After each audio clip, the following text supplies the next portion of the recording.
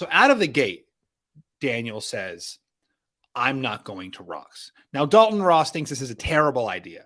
I agree. I feel like that Daniel, I think basically gives away the game. Gave away the game to open it up. He, in that moment, is saying, like, I've lost this negotiation. Yes. I don't think that's necessarily not what he wanted. Like, I think you only say, I'm not going to Rox.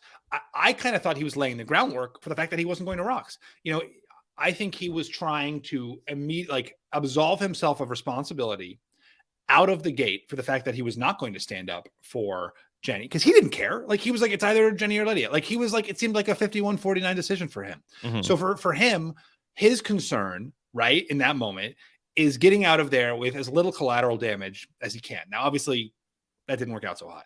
But I don't think that beat of I'm not going to draw Rox is necessarily a bad one. Now, obviously, if he wants to win the negotiation like I did, he would be like, yeah, I'm absolutely drawing Rox. I tweeted this, but like in general, as a rule, and this is, I felt how was true even back in Token Chains, and maybe even, I mean, you tell me. Don't ask Marianne. Like the group that is most willing to go to Rox rarely has to go to Rox, because the other group doesn't, and they usually get their way because nobody wants to go to Rox for the most, except in like, you know, Survivor. The Survivor truism. Yeah. Yeah. So I didn't think it was that horrible. I thought that Daniel maybe knew he was going to lose the negotiation and was trying to get out ahead of his concession. Yeah.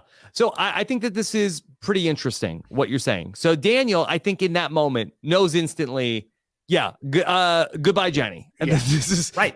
How do I artfully get out of this? Now, I think maybe where he makes another error here is that he just internally, I'm going to throw Chanel under the bus really hard here. Yeah. Yeah. And so this was never my idea.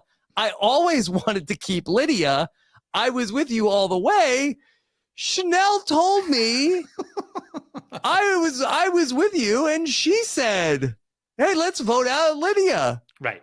And so I'm like, oh, if that's what you want to do, but that's not what I wanted to do. And he's like, who do you really want, Chanel? He was basically saying, like, just say, let's vote out. Yeah, and he was basically saying to Chanel, just tell me to vote. Like, give me the pass here to vote out Jenny, and we're good.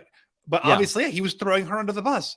And her response was fantastic. You know, first of all, like, that never happened. You're wrong. Like, this is crazy. But also, like, come on, you, a super fan, are telling me you have completely abdicated personal responsibility. I love that so much. That was such a great moment. But do you think that Chanel should have picked up instantly what Daniel was putting down and said, yeah, I'm sorry, Jenny. That's going to do it. We're sort of like minimize the bleeding here, because I feel like that while Daniel is wounded here, I think that the person who is in the worst position, maybe coming out of this whole debacle, is Chanel now. Oh, really? I think Daniel's in a much well TBD. Let's because I think Daniel's in a much worse spot than Chanel is, because he was so the focal point of that whole exchange.